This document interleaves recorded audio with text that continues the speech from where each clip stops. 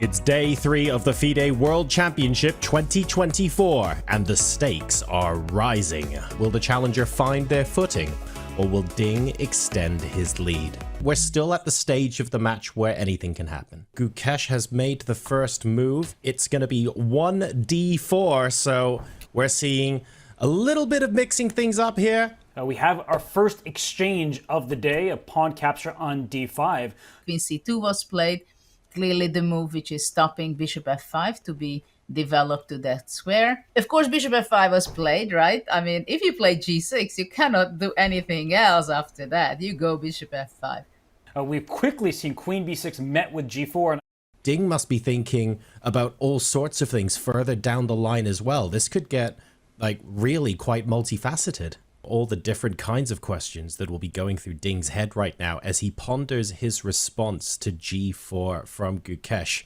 Having your bishop on c2, you have to be extremely careful what you're doing because you don't pay attention for a move and your bishop is gone. I know many people in the audience, they would say, isn't this pawn on b3 just hanging? You put your bishop on c2 to snag that pawn, so why not take it right now? And I just want to show, I know we've gone over similar lines, and h takes g4 was just included, but bishop takes b3 after Gukesh, he's going to immediately take back on g4. If you play bishop takes b3, you're just getting yourself into trouble the same way as earlier. Knight d2, your bishop can survive for a turn, rook c1, the bishop's getting kicked about, and after the bishop goes to e4, then pawn to f3, and the bishop is fully trapped. You are losing that piece for just the pawn. This is really frustrating. It's a tightrope for Ding Liren right now. He has found the best choice. So Judith, that was time very well spent by Ding Liren. He has played the best move, knight b to d7. So he's doing everything right. The engine off to the left of the board still says only slightly better for white. We've got Gukesh settling in for a think now, but he has got plenty of time to do it. An hour up on the clock compared to Ding Liren. I do like Ding's position now. I think it's easier to play, and the long term, I'm worried about these double isolated pawns. Well, first of all, Black has no worries about any of his pieces anymore, right? So this is a big thing compared to 4 moves ago. The last move played here, Judith, was a mistake from Ding Liren. We see the question mark, and the only proper reply that gives white the upper hand is this move e4, f3, indicated that e4 would be next. e4 is the move of the position. That's the only move, that's the only key element of this position for white. That's the only thing what white is playing for, to gain some space and break the center. e4 has been played, so it's Ding Liren on the back foot, and look at that, knight e6, the only move for Black that allows him to maintain the approximate balance, slightly better for white. We're just looking at some of the variations. What I see now, that Ding is really uncomfortable. And he makes a mistake here. He took on e4 first, Judith, so it's not just one, but a second mistake. Ding Liren gained 2 pawns for his bishop. Interestingly, Ding hasn't responded yet. I mean, the fact that he keeps slowing down after every turn, I don't feel like he is particularly happy with the recent turn of events, and how could he be? He is going to be down a piece for 2 and maximum 3 pawns. Bishop f2 played, and I think here comes the critical moment. I mean, will bishop g7 be played? Will bishop c5 be played? Here it comes, and if that knight e2 move is played and we see a retreat, it's just one step back to make sure that you have an advantage here to win the bishop on c2. Judith's been the problem piece all day, all game for Ding Liren, and after knight e2, that bishop really is not getting out, and Black is just getting a couple pawns and has many problems in the resulting position. And knight e2 is on the board. Huge find from Gukesh.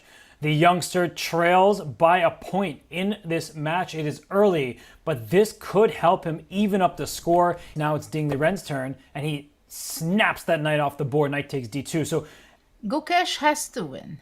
If he wants to become a world champion, he has to win this game.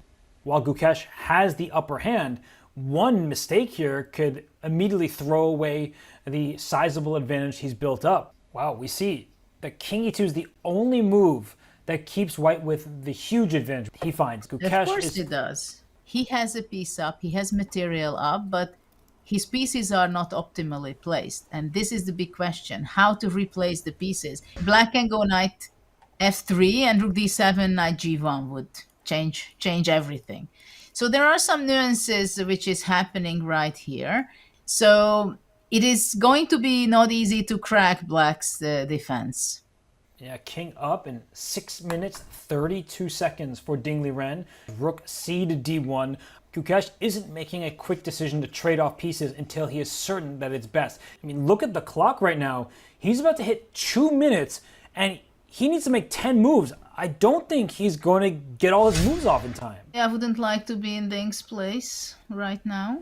He did just play king to e8, which you see the evaluation bar has not changed, and also it takes away bishop c5 check in some of these critical variations. So can Gukesh find a road into the black camp and a way to not just have an extra piece for 2 pawns, but actually a winning push? We have bishop g3 on the board, so white has to make a choice. Bishop d4. Ding Liren drops the bishop on d4. That's move 34, everybody. 20 seconds for Ding Liren. You see he's confused. He doesn't know if he can capture that pawn on g5. He is super nervous. He has to make a move. I mean, he just has to. And he picks up his rook, and what's he going to do? He hasn't moved. He's freezing. Oh my goodness. Back on the clock is Ding Liren at bishop h3, and f5 is played here. So Gukesh, he knows that he has the upper hand. It's now very clear. The evaluation bar is sky high, and for Ding Liren, he's probably not even going to reach bishop f5. Look at that. Oh. Bishop f5. Wow, what a find. Game over. Gukesh Damaraju equals the match. 1F, 1F. I think we can hear some applause in the background, in the playing arena in Singapore. But Judith, wow, what a quick finish to that game. You can see that Ding Liren, he is very, very sad about what just happened. That is a crushing result for Gukesh, the 18-year-old world championship challenger.